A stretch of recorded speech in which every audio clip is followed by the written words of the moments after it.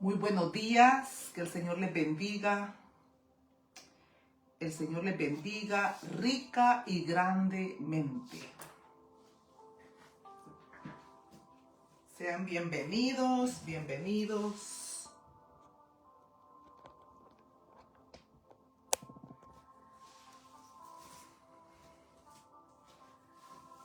Sean bienvenidos, amados. Bueno, aquí estamos con la semana 26. Quiero comentarles que este mes de diciembre, el 20 de diciembre, que vamos a tener nuestra acción de gracias, si Dios nos presta la vida, van a haber premios para esas mujeres y algunos varones que se conectan con nosotros, esos premios por la perseverancia. Así es que yo quiero que con sinceridad usted se empiece a anotar ahí con hermana Lorena de Hernández, empiece a anotarse con ella. Si usted realmente no ha perdido ni una clase, y vamos a quizás a permitir máximo la pérdida de 2 clases. Empiece a anotarse con hermana Lorena, porque en diciembre es a las personas, a los hermanos en Cristo que queremos realmente reconocerles su sacrificio, su esfuerzo.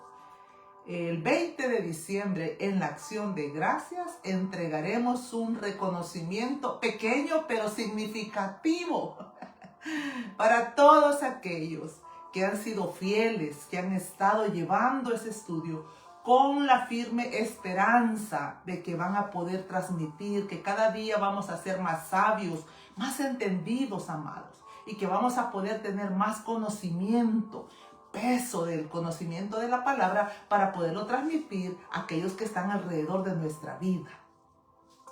Muy bien, ahí estamos, las 5:01. Bienvenidas, amadas hermanas, que el Señor les bendiga grandemente. Aquí estamos, la semana 26, el carácter del discípulo de Cristo, los pacificadores, la bienaventuranza número 7. Y saben una cosa que no debemos olvidar, que el punto central de lo que estamos estudiando es el carácter, el significado que ya dijimos en el hebreo de la palabra carácter como el que graba, esa estaca que está puliendo, que está perfeccionando. Así es que por favor yo les suplico en el nombre de Jesús, porque hoy vamos a hablar un poco sobre eso, rogar, que es parte del ministerio que Dios nos ha encomendado. Entonces, por favor, yo les ruego en esta mañana en el nombre de Jesús que aprendamos a identificar cuando el Señor está viniendo con esa estaca para grabar en nuestro corazón su palabra, sus mandamientos, porque ahora ya la palabra de Dios no es más escrita en tablas de piedra como se le dio a Israel, sino que ahora es grabada en el corazón. Así nos lo enseña la carta a los hebreos. Ahora es grabada en el corazón. Así es que Dios nos ayude a identificar esos enojos, esas rabietas, esos pleitos, esas contenciones.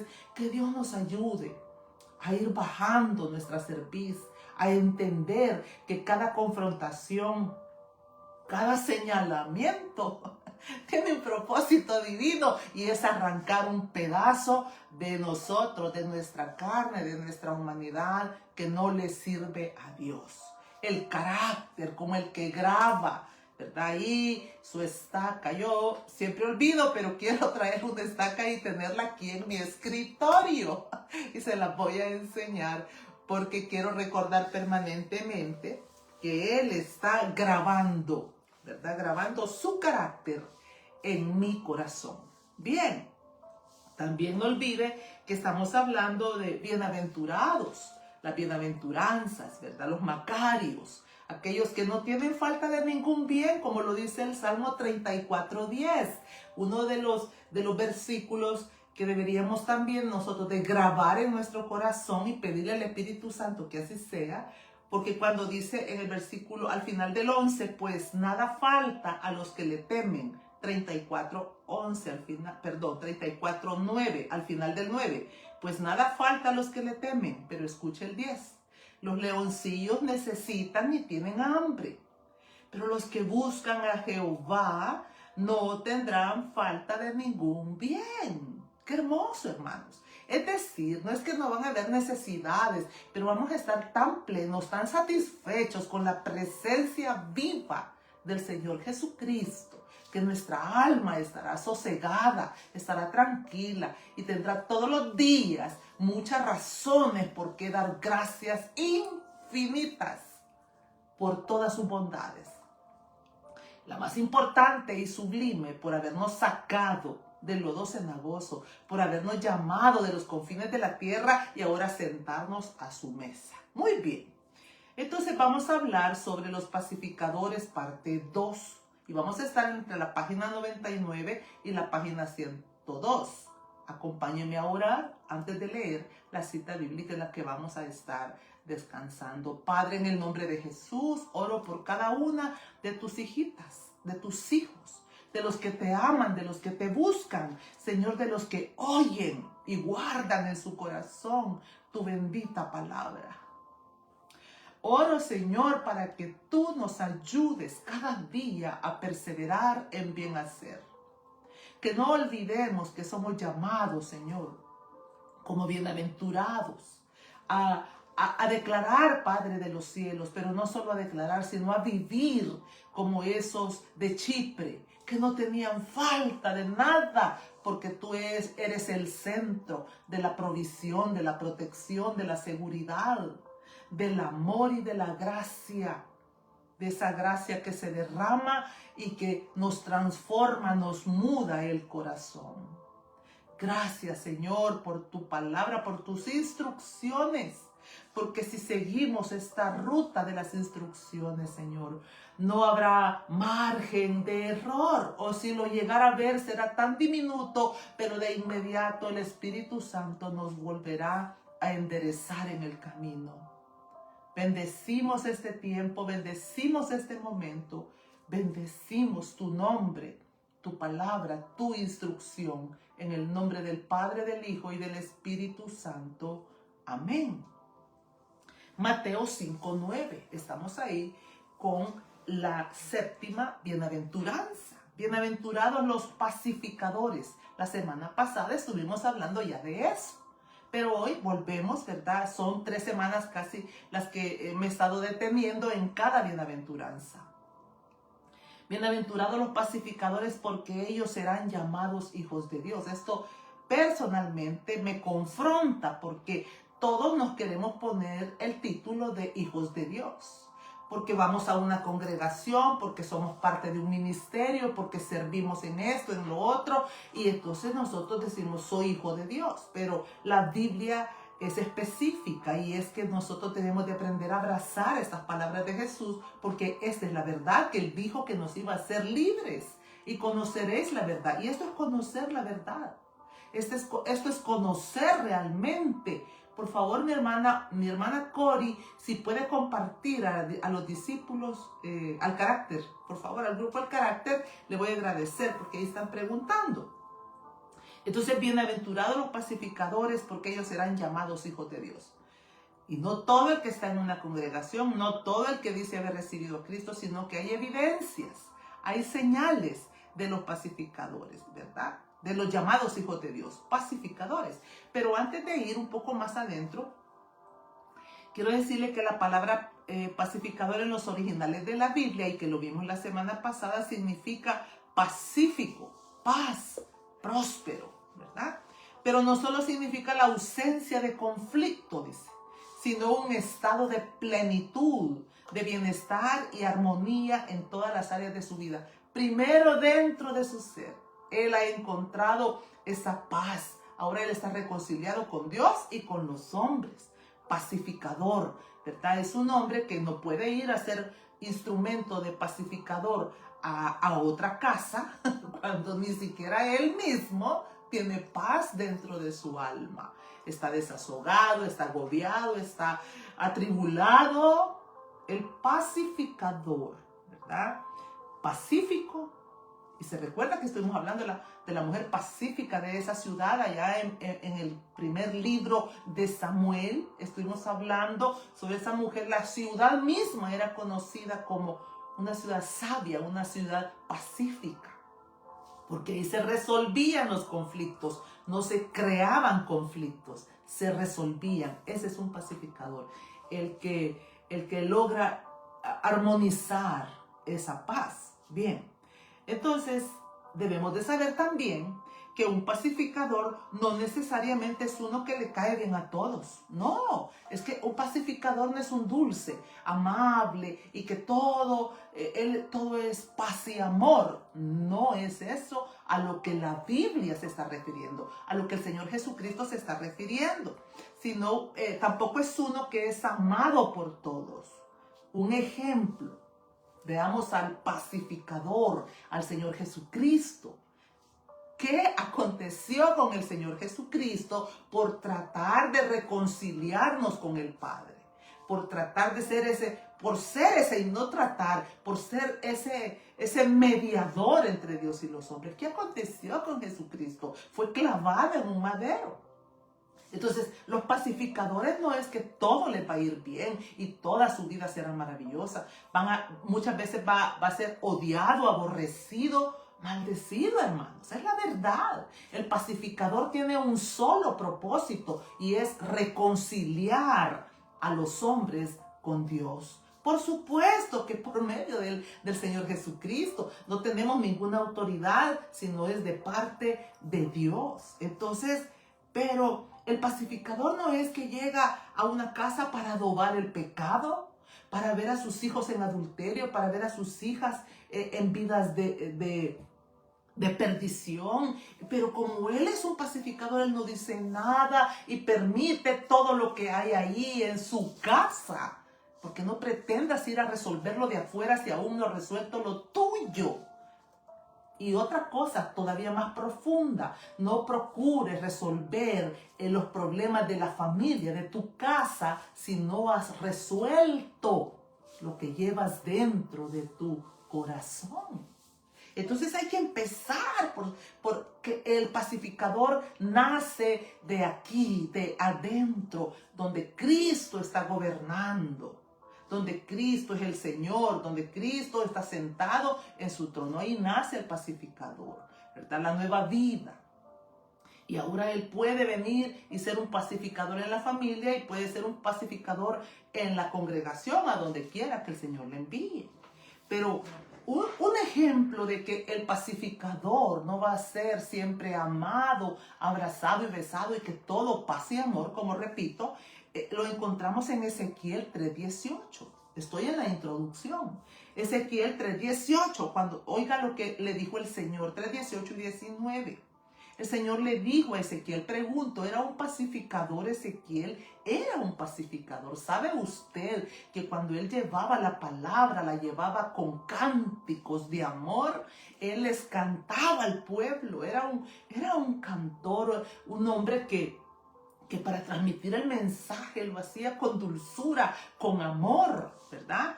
A diferencia quizás de otros profetas, porque es así como el Señor usa a cada quien como Él quiere. Y yo pienso que el Señor a veces usa personas con dulzura, porque nos llama, ¿verdad?, con esas cuerdas de amor, pero en la medida que ve la rebelión o la contradicción de nuestro corazón, pues Él va usando una fuerza mayor, digámoslo así.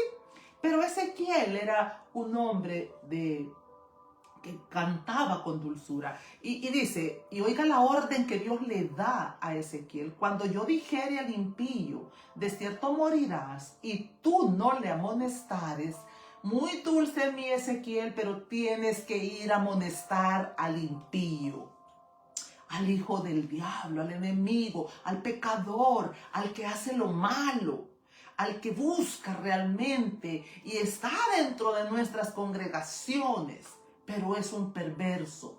Tienes que amonestarlo, sean pecados pequeños, medianos o grandes. Sí, todos son delante de Dios pecados, pero no nos engañemos, amados. No es lo mismo que yo vengo y digo una mentira en un momento de presura, de aflicción, que he asesinado o estoy adulterando. Claro, la mentira es pecado porque es del diablo, pero creo que Dios nos ha dado el suficiente entendimiento para poder discernir la ofensa lo oscuro delante de los ojos de Dios, a aquellas cosas que se nos escapan involuntariamente y que venimos otra vez a ponernos a cuentas con el Señor. Pero Él le da una orden: cuando yo dijere al impío, de cierto morirás, y tú no le amonestares, ni le hablares, para que el impío sea percibido de su mal camino, a fin de que viva, el impío morirá por su maldad, pero su sangre demandaré de tu mano. Aquí está el ministerio, parte del ministerio del pacificador. El pacificador tiene que amonestar, tiene que llamar la atención a aquel que está, por supuesto, aquellos que están en liderazgo dentro de la congregación. Y líderes de mujeres en este caso, porque es a las que nosotros estamos, dirigiéndonos, ¿verdad? A mujeres de líderes en su casa. Y cuando hablo de líder, la ayuda idónea que Dios ha puesto ahí para amonestar, para corregir, para llamar hacia la reconciliación con Dios. Entonces le dice: Él morirá por su maldad, pero su sangre demandaré de tu mano. El pacificador tiene que ir y corregir y llamar, exhortar. De lo contrario, usted se estará haciendo el desentendido. Está viendo el pecado abierto en su casa, en su hogar. Y usted prefiere cerrar los ojos y hacerse el dormido físico y espiritualmente, ¿verdad? Entonces, estamos ahí fingiendo ser. El pacificador llama al arrepentimiento, a la reconciliación. Y luego le dice el Señor: pero si tú amonestares al impío, en el versículo 19, Ezequiel 3:19, pero si tú amonestares al impío y él se convirtiere de su impiedad y de su mal camino, él morirá por su maldad, o sea, si no se arrepiente, pero tú habrás librado tu alma. Entonces, bienaventurados los pacificadores, porque ellos serán llamados hijos de Dios. Los hijos de Dios están al frente, al servicio de su Rey de Gloria. Ellos son siervos, y a donde el Señor los envíe o a donde el Señor les dirija para corregir, para amonestar, ellos lo van a hacer como pacificadores que son. Porque el pacificador, quiero enfatizar esto, tiene un propósito, y lo vamos a ver a la luz de la Biblia: es reconciliar a los hombres para con Dios en Cristo Jesús. Bien, vamos al punto número 1. Hoy la introducción se ha hecho un poquito larga. Vamos al punto número 1.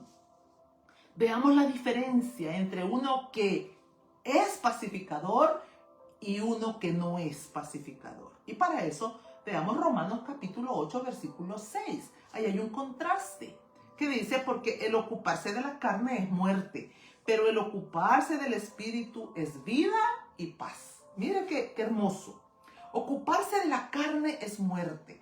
Fácil. Cuando nosotros vamos a Gálatas capítulo 5, versículo 20, encontramos aquí la introducción de Gálatas capítulo 5, versículo 20, encontramos cuando dice, quiero leerlo textualmente cómo inicia el versículo 20, dice: digo pues, andad en el espíritu y no satisfagáis los deseos de la carne. Así inicia en el versículo 16.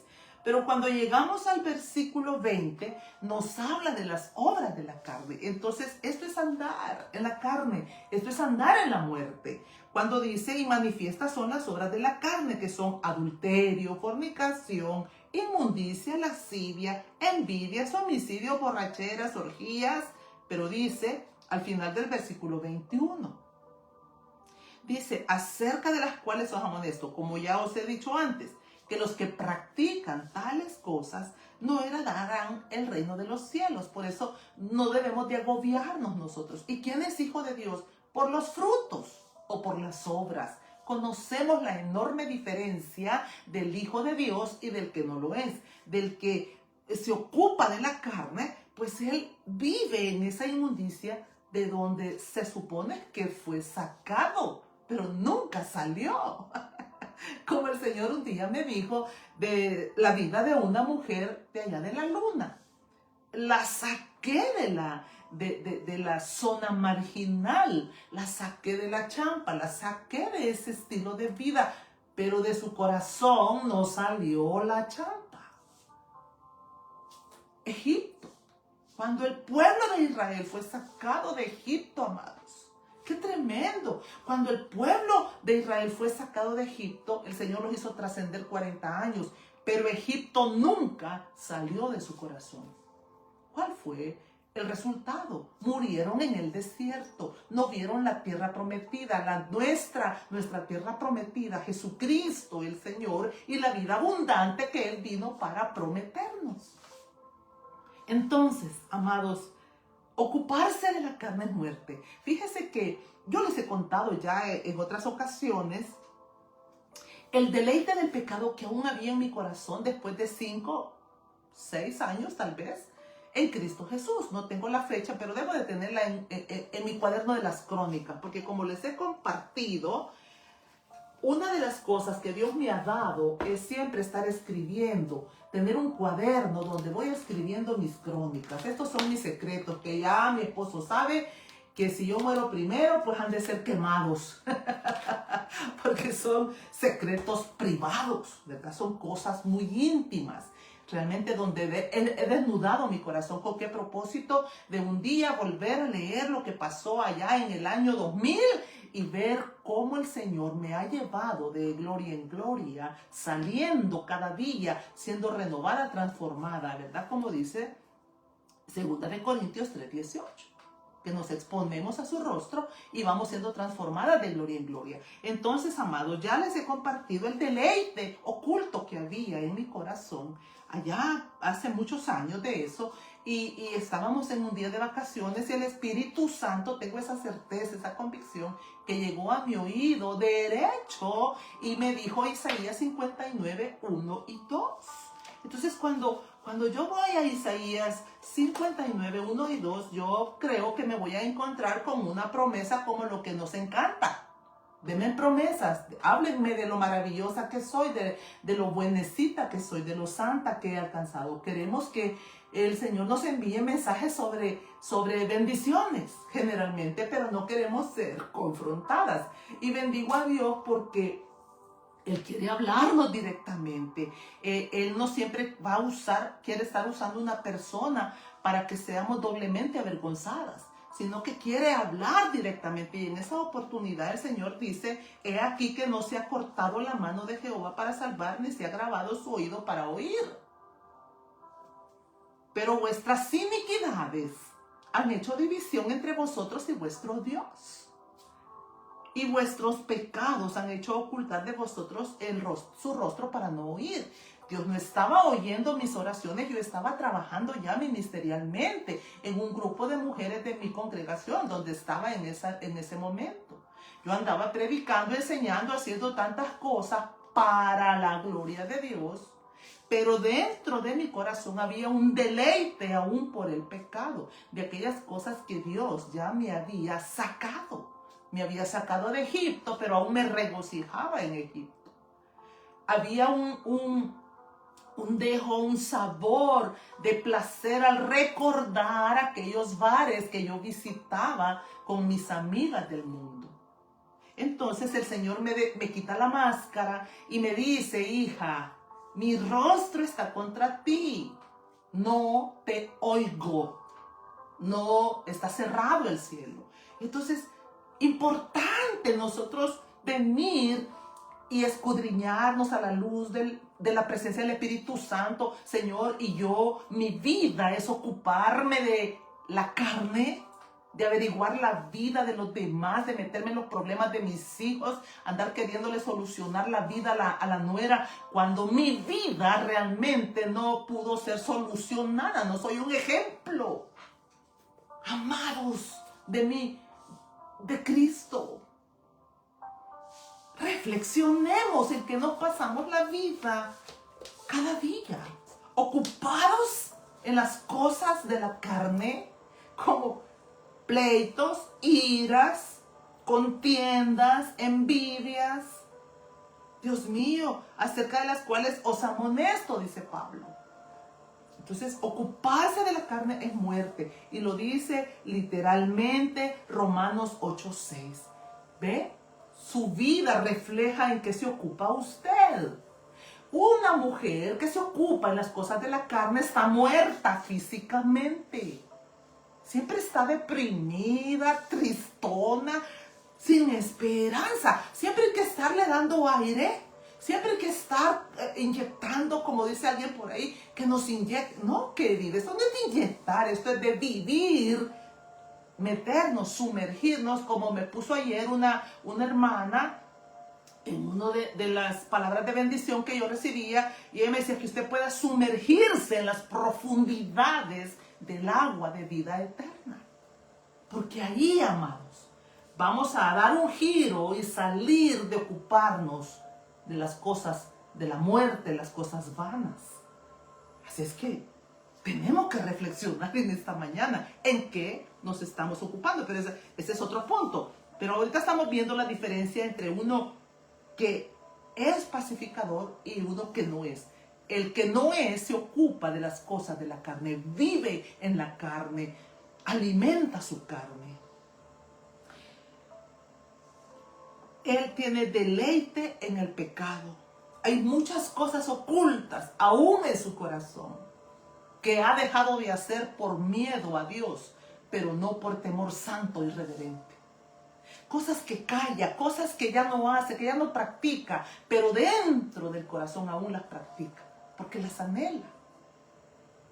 ¿Qué de aquellos que aún extrañan a un amante que tuvieron, sea hombre o mujer? ¿Qué de aquellos que aún viven con aquel anhelo de aquella persona que dejaron, o de aquellas cosas, de aquellas prácticas, de aquellas mañas, de aquellos malos hábitos, que aún los extrañan, pero no los practican porque tienen miedo a Dios, terror a Dios, no temor santo y reverente, porque aún no es vida, esa libertad de dejar de ocuparse de las cosas de la carne, de las cosas que traen muerte y que nos hacen vivir una vida miserable aquí en la tierra, arrastrados con depresión. Y ya hemos dicho, esa depresión que es como un reflejo de una frustración de un hombre, de una mujer frustrado, porque las cosas no están saliendo como él quiere que salgan. Mire lo que dice Romanos 8:7. Por cuanto los designios de la carne son enemistad contra Dios. Entonces, cuando en mi corazón aún hay deleite por el pecado, aún hay un deleite oculto, pero que Dios lo ve, sigo siendo una enemiga de Dios.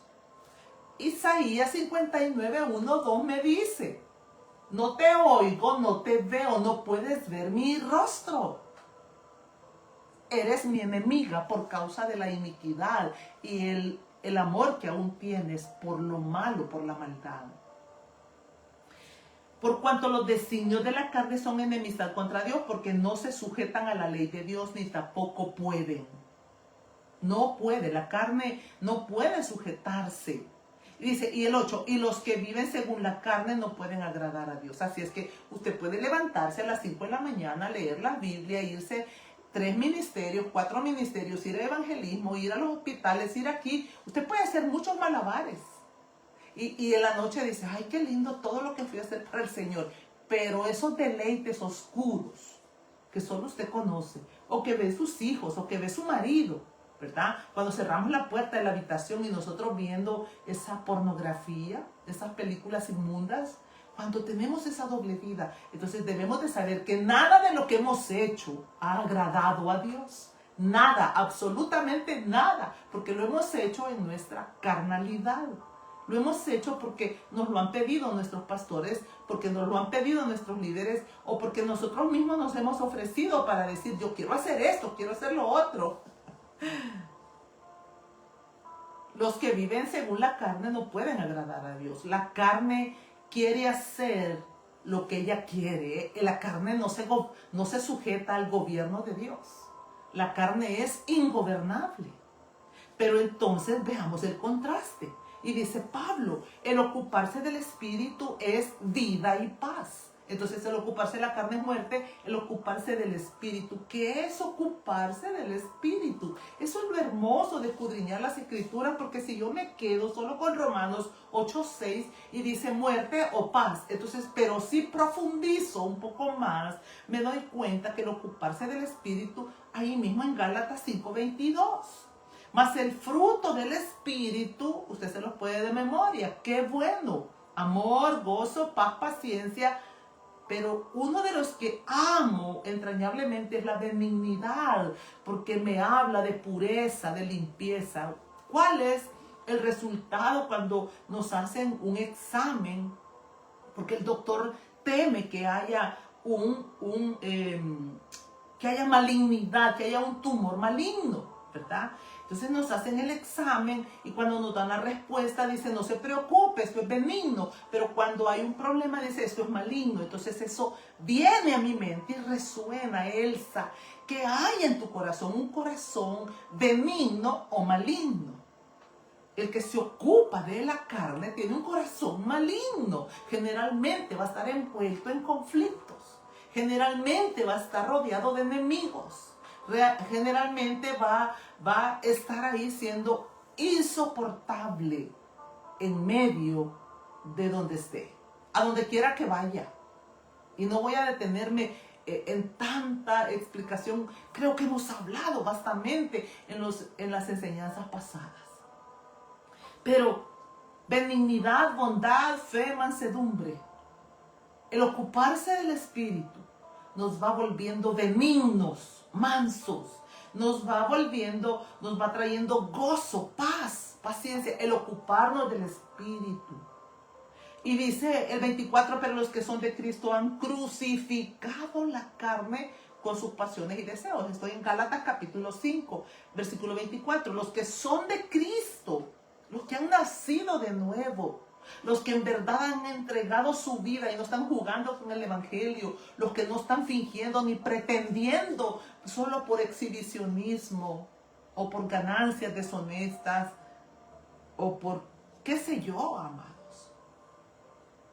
Pero los que son de Cristo han crucificado la carne con sus pasiones y deseos. Esta es una batalla. Yo quisiera haber sido clavada en esa cruz una vez y para siempre y nunca más volver a pecar.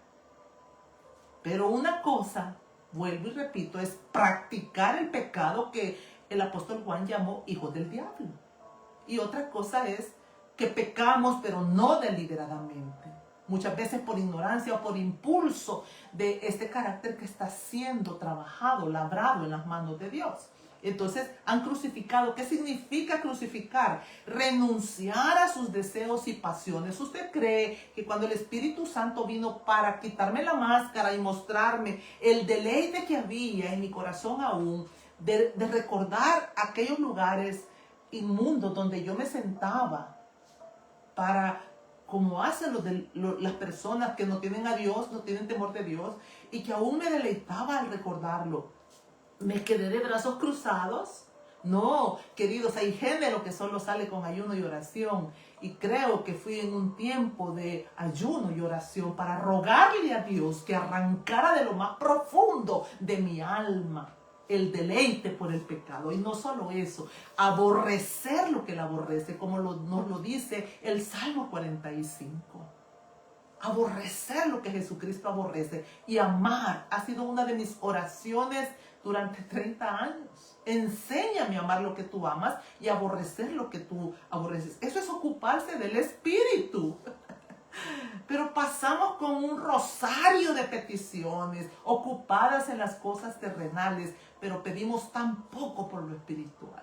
Y ahí está la razón, el motivo, la circunstancia, por qué no vemos un avance. Porque no vemos un progreso en nuestra vida espiritual. Los años han pasado y claro, es tan poco lo que crecemos quizás. Algunos crecen mucho más. Pero personalmente digo, Dios mío, son 30 años y es tan poco lo que he avanzado. Entonces, crucificado es renunciar a sus deseos y pasiones, pero no como lo hacen los religiosos. Yo renuncio, yo no recibo, yo determino. No, es postrarse rostro en tierra.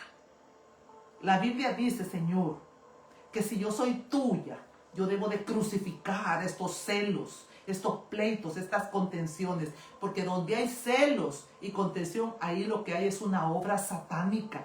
No, muy moralistas ahí tocando, ¿verdad? La alabanza, predicando, enseñando, pero nuestra casa es un infierno. ¿Por qué? Porque vivimos ocupados en la carne, celándonos, revisándonos, registrándonos, persiguiéndonos. Ocupados en la muerte o ocupados en la vida. Una determinación para esta mañana. Entonces, crucificado, renunciar a sus deseos y pasiones. Y oiga lo que dice Gálatas 5:16. Gálatas 5:16 dice: digo pues, andad en el espíritu y no satisfagáis los deseos de la carne. O sea, buscar la satisfacción, yo, mi comodidad. Yo no me meto con nadie porque a mí no me gusta complicarme la vida. Eso es satisfacer los deseos de su carne egoísta, egocéntrica. Porque no quiere que nadie le corrija, que nadie le pregunte, que nadie se meta con usted. Eso es satisfacer su ego. No, la Biblia nos enseña que debemos de sobrellevar a los más débiles. No es fácil sobrellevar a los más débiles. Y siempre pregunto, y alguien dijo, no, tenga cuidado, le dijo una a la otra con lo que pregunta con hermana Elsa. Porque alguien vino y contó sobre un conflicto, sobre fulana, y que estaba, y mi respuesta sencilla, bueno, ¿quién es la que está enferma? ¿La que busca el pleito o a la que están agrediendo? Una de las dos tiene que definirse. ¿Quién es la que se ocupa de la carne y quién es la que se ocupa del espíritu? Y esa es una enseñanza para mí misma. Quiero que cesen las palabras de mi boca. Si las personas están de acuerdo en que caminemos para hacer la obra de Cristo como pacificadores, gloria a Dios. Y si no están de acuerdo, pero yo prosigo, como decía Pablo. ¿Se imagina usted cuántos se habrán opuesto a que Pablo prosiguiera como pacificador, reconciliando a los hombres para con Dios? ¿Cuántos se habrán opuesto con pleitos, con chambres, Pero él prosiguió, él olvidaba lo que quedaba atrás y se extendía lo que estaba por venir. Aprendamos, amados, en esta mañana, ocuparnos de la carne o ocuparnos del espíritu, porque los que se ocupan de la carne, los que están muertos, pasan enredados en sus líos años. Dios mío, como si nunca les hubiera amanecido, como si nunca hubieran conocido al Señor. Pero los que se ocupan del espíritu más tardan en tener un conflicto que en buscar la reconciliación. Más tardan en haber ofendido que en pedir perdón. Entonces, benignidad, crucificado, palabras que deben de grabarse en nuestra mente y en nuestro corazón. Es bueno saber que esto será una batalla durante toda nuestra vida. Va a haber una lucha entre la carne y el espíritu. ¿Por qué? Porque la carne no se sujeta, ella se deleita, por el contrario, se deleita en hacer cosas contra Dios, en ofender a Dios. La carne quiere ofender a Dios. Ella tiene esa pasión. Recuérdese que el pecado en el Edén fue la desgracia que nos trajo a rebelarnos contra Dios. Y usted lo ve desde los bebés, esa rebelión con la que ellos nacen ya desde que vienen a este mundo. Entonces, ¿quién va a ganar esta batalla? ¿La carne o el espíritu? Eso va a depender de usted, de su determinación. No solo este día, sino cada día de su vida. Y para eso, más adelante vamos a ver vamos a hacer como un autoexamen, digámoslo así. Pero antes, vamos a 2 de Samuel, capítulo 3, versículo 1. Un versículo que nos trae mucha esperanza. Porque ahí nos muestra que la batalla es real y la batalla puede ser física o puede ser espiritual. 2 de Samuel 3:1 dice: hubo larga guerra entre la casa de Saúl y la casa de David. Usted sabe, 13 años, 17 años, no sé, pero Saúl persiguiendo a David. Y eso nos debe demostrar que la carne no persigue. La carne persigue al espíritu. Ella siempre va a querer tener el trono. Ella siempre va a querer prevalecer. Ella siempre va a querer mandar. Ella siempre va a querer gobernar. Ella siempre va a querer tener la razón. La carne, ¿verdad? Entonces, David dice, hubo larga guerra entre la casa de Saúl y la casa de David. Pero David se iba fortaleciendo y la casa de Saúl se iba debilitando. ¿Cómo fue eso? Explíquenmelo, por favor.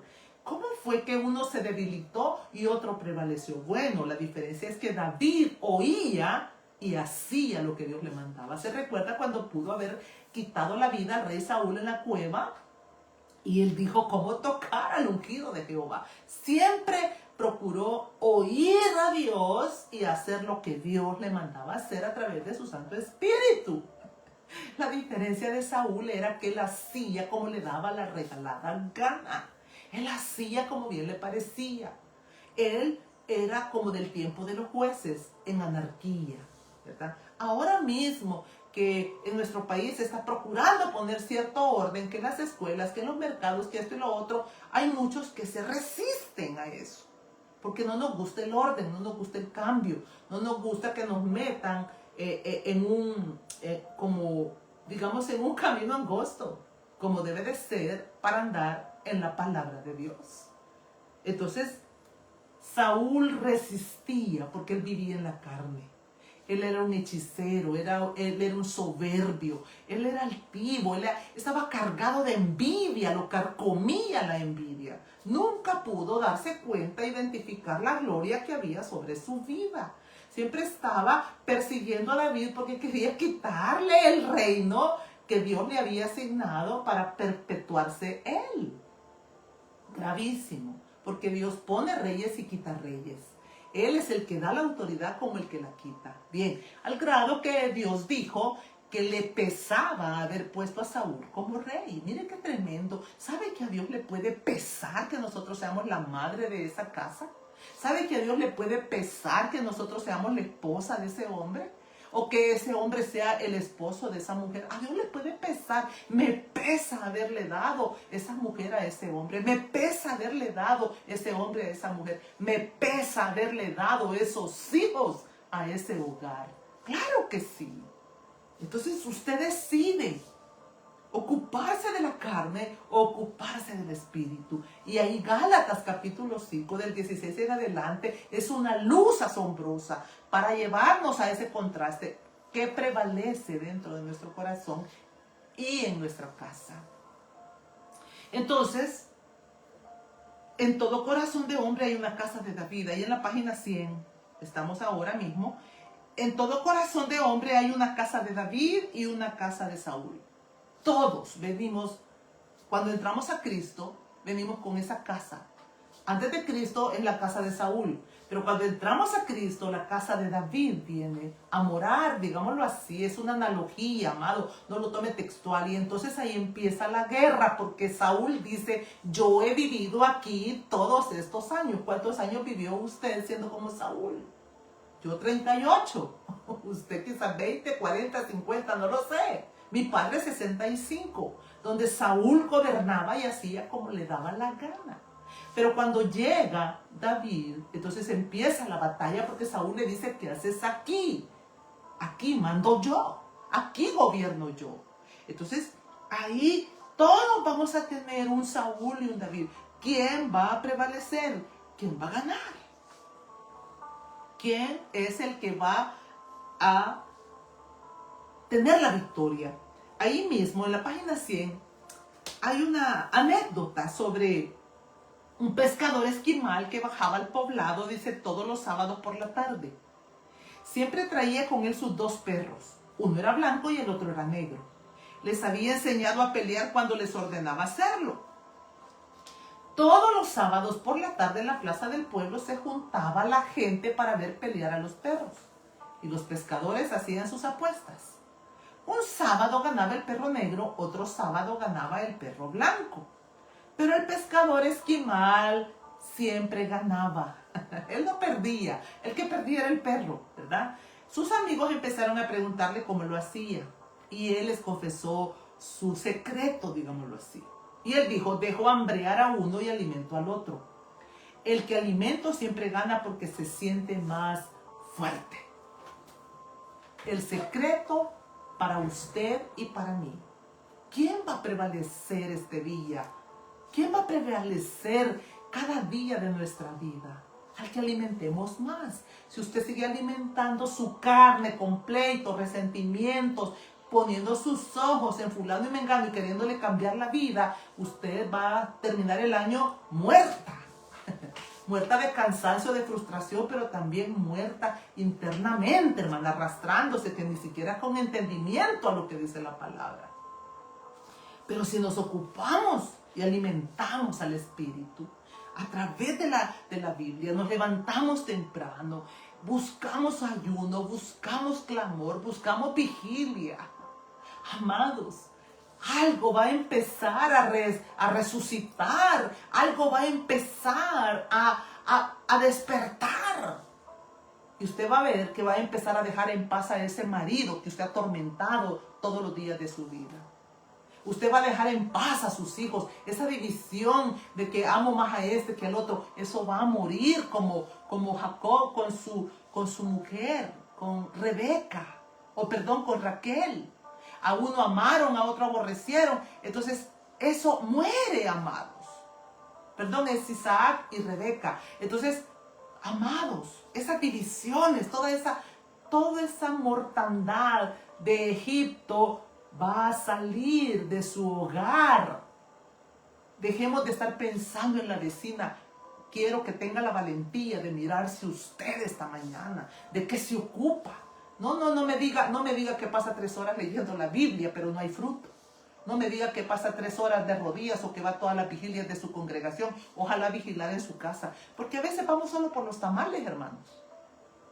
O vamos porque no queremos estar solos y necesitamos estar en comunidad. Ojalá vigiláramos en nuestra casa como nos lo manda Jeremías en Lamentaciones capítulo 2 versículo 19. Que nos levantáramos de madrugada y nos levantáramos como atalayas para interceder primero por nuestro corazón y después por nuestra casa. Entonces, punto número 2. ¿A quién alimentamos? Porque aquí debemos de aprovechar y hacernos una pequeña evaluación. ¿Cuántas horas tiene el día? 24. Y yo quiero que usted, ahí con su papel y su cuaderno, su cuaderno y su papel, anote cuántas horas con sinceridad usted le dedica a la palabra de Dios, a la oración, a la congregación. ¿Cuántas horas del día? Por favor, con sinceridad. ¿O es usted de los que se levanta y apenas se limpia la cara y sale corriendo porque ya le agarró la tarde? Sí, yo he oído de personas que ahora que se trabaja en línea, de la cama saltan al escritorio y solo se han quitado los cheles y ya están en su trabajo. Y muchos de nosotros tenemos ese estilo de vida. Entonces, pregúntese, ¿cuánto tiempo ocupa para las cosas espirituales? Orar, leer la Biblia, ayunar, congregarse en la semana, no solo el domingo, ¿verdad? ¿Y cuántas horas ocupamos para el hogar, cocinar, el trabajo de la casa y todo eso que nos lleva el afán? ¿Cuántas horas? Conclusión, ahí está la respuesta. ¿Es usted un pacificador o es usted una persona conflictiva? ¿A quién alimenta más? ¿Al perro blanco, al perro negro? Ese es el que está ganando cada día de su vida. Porque este es un asunto de un día a la vez. Este no es un asunto de una vez y para siempre. Es una batalla que vamos a tener todos los días. Como Pablo dijo, queriendo hacer lo bueno, hago lo malo. Porque hay una naturaleza, un Saúl y un David. ¿Quién va a prevalecer? Bueno, aquí la Biblia dice que Saúl se fue desgastando. Y David fue prevaleciendo. David oía y hacía. No solo oía, hacía. Ponía por obra, pedía, rogaba, suplicaba. Él le suplicaba ser enseñado. Él suplicaba venir al arrepentimiento. Él rogaba por un corazón limpio. Eso es ocuparse del Espíritu, suplicar, reconocer nuestras debilidades, nuestras imperfecciones y presentarlas delante de la presencia de Dios, porque Él ha prometido perfeccionarse en nuestras debilidades. Él ha prometido perfeccionarse en nuestras debilidades. ¿Qué debemos de seguir? Bueno, cuando vamos ahí en Romanos 12:18 dice, Romanos 12:18. Si es posible, en cuanto dependa de vosotros, estar en paz con todos los hombres, en lo que sea posible de nosotros. El pacificador no tiene conflictos con otros, escuche esto, los puede tener por un breve instante. Otros pueden tenerlo, pero el pacificador no tiene conflictos. Los tiene por un instante, pero luego viene a Dios y resuelve su problema. Y la Biblia dice aquí en Romanos 12:18, si es posible, en cuanto dependa de vosotros, por eso es, si es posible, en cuanto dependa de vosotros, estar en paz con todos. Ay, queridos, todavía estamos pensando, después de 10, 20 años, si vale la pena perdonar. De seguro estás en muerte, ocupado en las cosas de la carne. El pacificador determina cada día limpiar su corazón.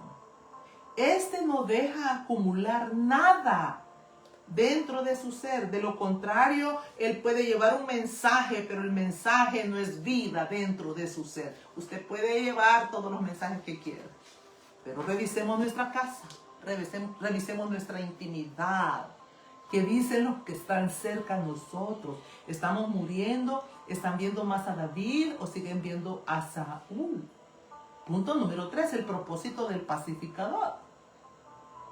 Ahí en 2 Corintios, capítulo 5, versículo 18-21, vamos bajando, ¿ya? Punto número 3, el propósito del pacificador. Dice, y todo esto proviene de Dios, quien nos reconcilió consigo mismo por Cristo y nos dio el ministerio de la reconciliación. Usted ahí tiene varias preguntas que responder en la página 101. Y nos dio el ministerio. ¿Usted está buscando ministerio? En su congregación no le dan un ministerio, no le dan la oportunidad de servir. Cristo le da una oportunidad de servirle a Él directamente a través de la reconciliación. ¿Qué significa reconciliación? Volver a las amistades o atraer a las personas a Dios. Eso es reconciliar. En el caso de esta palabra aquí en 2 Corintios 5:18 es volver a las personas a Dios, rogarles, porque mire lo que dice, y nos dio el ministerio de la reconciliación, que Dios estaba en Cristo reconciliando consigo el mundo, no tomándoles en cuenta a los hombres sus pecados, y nos encargó. El pacificador tiene el ministerio de la reconciliación. Al pacificador es al que Dios le ha encargado el ministerio de la reconciliación.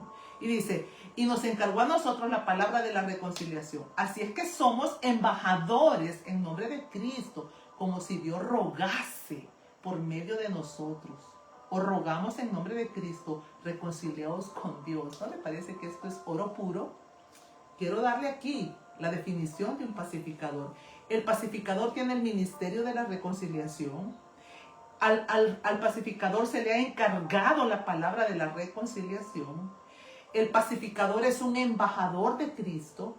El pacificador ruega a los hombres para que vengan y se reconcilien con Dios. Es un privilegio que se nos ha concedido llamar a los hombres para que se vuelvan a Dios, traerlos a través de su Santo Espíritu, pero también por medio de nuestro testimonio. Por eso digo, el mensaje tiene que estar escrito primero en nuestro corazón para poder leerlo a los demás. Pero ¿qué hago leyéndole yo el mensaje del pacificador a otros cuando en mi casa, en mi corazón tengo una guerra, un conflicto interminable? Y todo mundo puede ver el conflicto que tengo, siempre a la defensiva, siempre en pleitos, siempre en contenciones, siempre viendo como el ojo del sopilote, viendo lo malo en los demás. En la página 102 dice que este es un ministerio delegado por Dios para cada uno de sus hijos. ¿Y cómo empezamos la lección esta mañana? Bienaventurados los pacificadores, porque ellos serán llamados hijos de Dios. Los hijos de Dios tienen este ministerio, lo abrazan, lo aman y lo ejecutan, lo ponen por obra. Hay dos preguntas que quisiera que nos hiciéramos antes de terminar con oración. ¿Cuándo fue la última vez que trató de reconciliar a un pecador para con Dios? ¿Cuándo fue la última vez? Quiero que haga memoria. ¿Cuándo fue y rogó a alguien para que se volviera a Dios? Que escuche un mensaje, que se siente para ser discipulado. ¿Cuándo fue la última vez? Bueno, yo el día de ayer estuve rogando a una mujer para que escuchara en una radio cristiana, específicamente a una predicadora que había venido aquí al país. Rogándola, escúchala por favor, escúchala. No me escuches a mí, pero escucha a esa mujer. ¿Ha procurado, la segunda pregunta, ¿ha procurado ser un pacificador en medio de pleitos y contenciones o usted enciende más el fuego? Entonces, ¿cuándo fue la última vez que usted se vio como un pacificador? Y la segunda pregunta es, ¿ha procurado usted a sus hijos ponerlos en armonía? Enseñarle a sus hijos a que honren a su padre independientemente de quién es él. A no hablar a espaldas de ese varón, sino por el contrario decirles, hijos, honren a su padre para que les vaya bien en todo lo que hagan y tengan largura de días. Qué hermoso, ¿verdad? El pacificador instruye a sus hijos con la palabra de Dios. No pone en contra, no. Mire, desde chiquitos llenos de odio los muchachitos, llenos de resentimiento, llenos de maldad, llenos de malignidad, porque no hemos sido pacificadoras. Y entonces los muchachos, las muchachas llegan adultas y ya van al matrimonio frustrados, a la defensiva. Ya van así como predispuestos a lo que les va a acontecer. Porque tuvimos una madre no pacificadora, porque tuvimos un padre no pacificador, pero hay esperanza para usted y para mí cuando venimos y reconocemos nuestro pecado, cuando venimos y reconocemos la necesidad desesperante, cuando venimos y reconocemos. Y todo proviene de Dios, quien nos reconcilió consigo mismo por Cristo y nos dio el ministerio. Fuimos reconciliados para reconciliar. Así como fuimos consolados para consolar, hemos sido reconciliados para reconciliar. Los pacificadores. Bienaventurados los pacificadores, porque ellos serán llamados hijos de Dios. Padre, en esta mañana agradecemos infinitamente por tu gracia, por tu perdón, por tu misericordia, por traer entendimiento a lo profundo de nuestro corazón en esta mañana y poder, Señor, llamar las cosas por su nombre. Gracias. Espíritu Santo, mi alma te alaba y te bendice por el discernimiento, por el entendimiento, por la comprensión y por esa gracia sobrenatural de poder exponer, pero también para que mis hermanos puedan recibir. Gracias. Ayúdanos, recuérdanos cada día de nuestra vida que el pacificador muchas veces va a ser aborrecido por querer reconciliar con Cristo, con Dios. Pero él va a proseguir con el ministerio encomendado por su Señor y nada más. Te rogamos que nos puedas ayudar a constituirnos en esos pacificadores, en esos reconciliadores, por amor de tu nombre. En el nombre del Padre, del Hijo y del Espíritu Santo. Amén. Que el Señor les bendiga, amados, y si Dios nos presta la vida, nos vemos el próximo miércoles. Cuídense mucho, un abrazo. Hasta pronto. Y muchas gracias por todas sus palabras de bendición. De verdad las atesoro, las guardo aquí en mis crónicas, las guardo. Gracias, que Dios les bendiga.